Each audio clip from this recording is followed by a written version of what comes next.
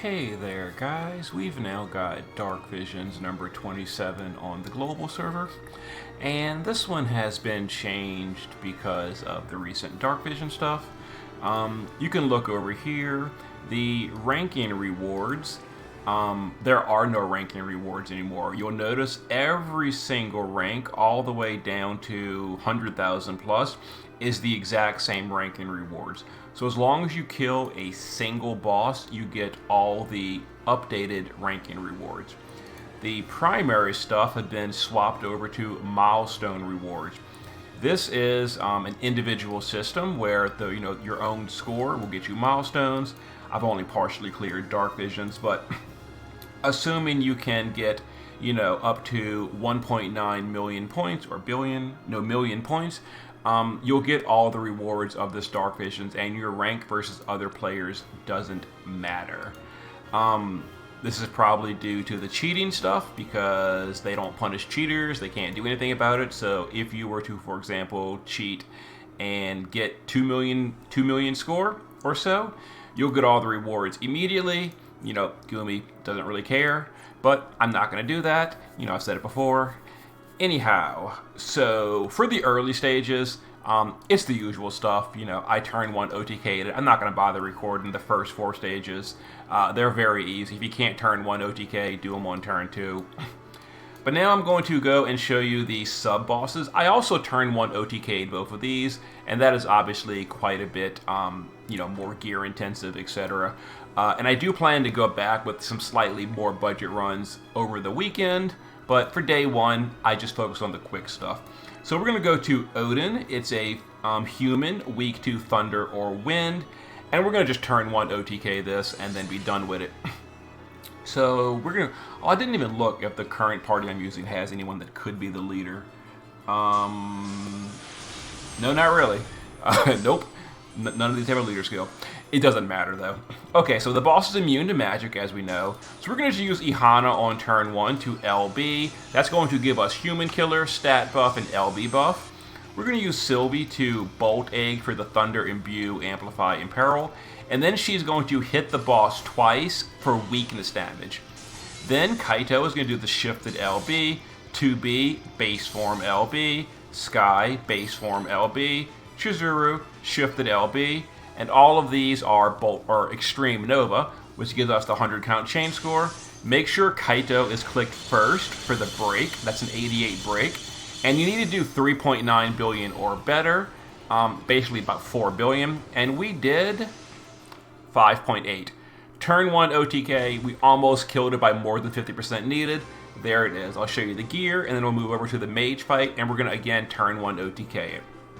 And again, if you can't do this, I do plan to have budget runs this weekend. So, 1 million or 1 billion on Chizuru, 3.2 on 2B, and then 1.5 on Sky. And let's go ahead and show you the gear of that party we used real quick. So, Ihana, naked. Sylvie, naked. They're just for supporting. Kaito, naked, because, you could gear him if you want to. It'll give him 5% extra damage. I don't care. Who cares? The real damage is these 3. So 2B in the base form is just Katana build. LB damage versus humans. She is maxed on everything. Sky in the base form. Titus is Estimar. With a Katana. The whole party is using Katanas, by the way. LB damage versus humans. There it is. And she did, 1.5. And then we had Chizuru. Cool Smile. LB damage versus humans, and again, just everyone LB damage versus humans, and a nice, easy turn 1 OTK. Now, the magical fight. It's a plant, weak to... something's caught in my throat. Hold on. So it's a plant, weak to ice or lightning, so we're just going to use Ayaka to turn 1 OTK it very, very simply. So let's go ahead and get a turn 1 OTK on this one. Same as before, we're going to be doing a budget run a little bit later. Okay, so to start off, we're going to use Frievia to imbue the party with ice and then triple Bolting Strike. Now, even though the boss is immuning the damage, it's still counting for weakness damage, and that's the important part right here. Louise is going to 90 break. We're going to heavy firepower for Tsukiko, and then just diverse and power boost for the stats. We're going to use Aerith in the shift form to start off with Rod in Peril, and then triple Flame Fang. That's going to build the chain, as well as, Rod in Peril for us. Ayaka is going to finale for the big damage. Ihana. Now, Ihana's here because she automatically AoE buffs Omni Killer, and that's our plant killer source. You'll notice up here, we're at Magical Plant 375 because of Ihana. So we'll go ahead and just have her with Earie's Ring on an Esper, quad cast Blizzara to build that chain and match up to Ayaka. Make sure Ihana is lower in the party than Ayaka. And then Tsukiko, just for chain score and a little bit of bonus damage, we're going to triple Firestorm. You could swap Tsukiko with an actual ice magical DPS. This is my usual turn 1 OTK team for what's it called? For all fights, so I'm just using the same party. There it is. So we're going to click Aerith first to get that Rod in Peril up and let her build the chain with her tagging. Then we're going to jump in with the rest of them. So this, and wait just a second. We do have to bridge the chain though, because we need that chain count from Aerith to get over 100 count chain score. So we needed 3.9 or better. We did on turn 1 4.8. So we did basically 1 billion damage more than we needed on turn 1, and the damage is almost entirely from Ayaka. But I'll show you the breakdown in a moment, and I'll show you some gear. There it is. And yeah, Ayaka literally did all the damage by herself, didn't even need Tsukiko, but if your Ayaka is slightly undergeared, Tsukiko, completely wrong element, but it can help a little bit. So I'll show you the gear real quick. Then we're going to go to the final boss. So Naked Louise, Naked Friavia, Naked Aerith, whatever. Basically Naked Ihana, she's just using the Earie's Ring to quad from an Esper. We gave her Blizzara from Shiva. And then the real damage is Ayaka using her own, her own rod. Magical damage versus plants. There it is, a whatever card, double hand card. And then Tsukiko is just, evocation damage with leftover gear. But she's here because she just builds the chain and she makes it, I don't have to change her gear for any other fight.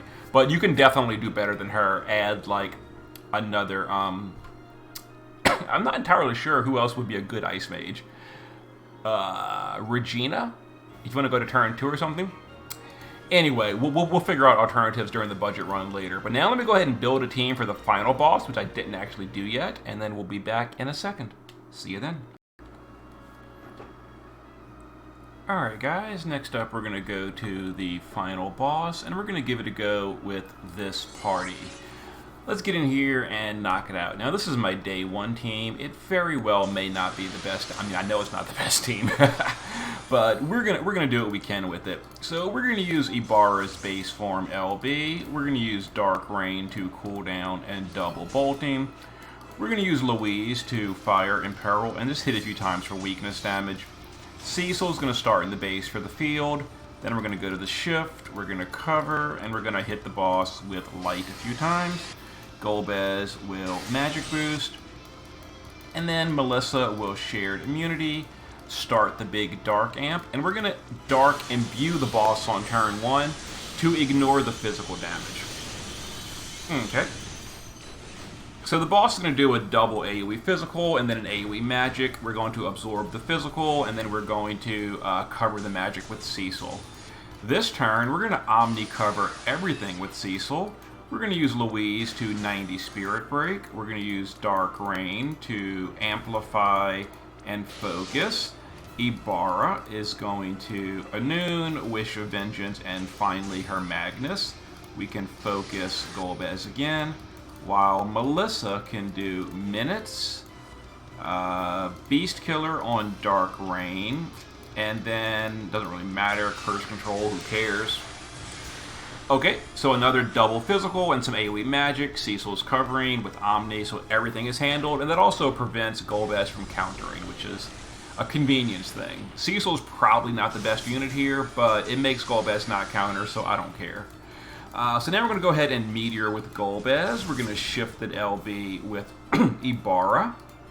We're going to SLB Rain. We'll use Melissa to put up another Beast Killer, this time on Golbez. And now we're going to go to the base form, and we're going to do everyone's favorite action. We're going to dual wield Extreme Nova with with Cecil and Louise. So we're going to go ahead and send Golbez. Wait just a moment. Then we're going to send our chainers. And we're going to look for a 152 count chain. And we're going to hope for, 124 count chain. And we're going to hope for some good damage. So we did, drum roll please, 17.2. And we'll see what kind of score that gets us. Someone calculated that it takes 27 billion to get the final milestone. I'm pretty sure I don't have the capability to go to 27 billion, but there's the breakdown. So Ibarra did 7.1, Dark Reign 5.3, Golbez 4.7, and okay, so we'll go ahead and check out. Hey, I'm rank 14 for the moment. Let's go ahead and check out what kind of milestone we got out of curiosity. So rewards, ranking, nope, not that. Milestones, we got, oh, we didn't quite get to the ticket. So we did get the rainbow tickets, but we're obviously not getting the final lapis, but we didn't get the STMR Moogles. 18.5. Oh, we're really close. You know, with variants and some adjustments, I probably could get those STMR Moogles. I'm going to work on that over the course of the week, but for now, that's good enough for day one. I'll play with it as the week goes on. So Golbez is using a katana build, obvious reasons. 40% katana in peril is a hell of a drug. So 10,000 magic with Ibarra's leader skill, focus, etc. You know, the dazzle card, and we are maxed out on Beast Killer. There we go, and that's his build. You know, I might have to check if X-Death is actually better even without the leader skill. I'll play with it as the week goes on. Ibarra base form, ignore the base form, we didn't use that strategy. Shift form is LB damage versus Beast. There it is. She is maxed on everything. So that's her setup. Dark Reign, using a dual wield build, maxed on everything. 17,000 magic, you know, focus, etc. LB damage, the dual wield card. And that's how he's doing it. Melissa, gear kind of irrelevant. She's just a killer and all that. Ignore the gear. I changed strategies a few times before I settled with this one. I didn't adjust the gear afterwards. Cecil in the base form is dual wielding elemental weapons, and then we've got Extreme Nova. Shift form is evasion with some resistances. I just went kind of like Omni resist. It doesn't matter. Even if he's not immune, he'll take like no damage, so who cares? Louise, dual wielding elemental weapons, Extreme Nova, and she's a 90 breaker. And there it is. You know, now that I'm thinking about it, Olive might be a lot better than Louise, because turn 3 she could SLB, and I could make Melissa dual wield. Anyway, like I said, I'll play with it. This is day one. It got me all the milestones that I really care about, and then we will see how it goes from here. Okay, see you in a bit.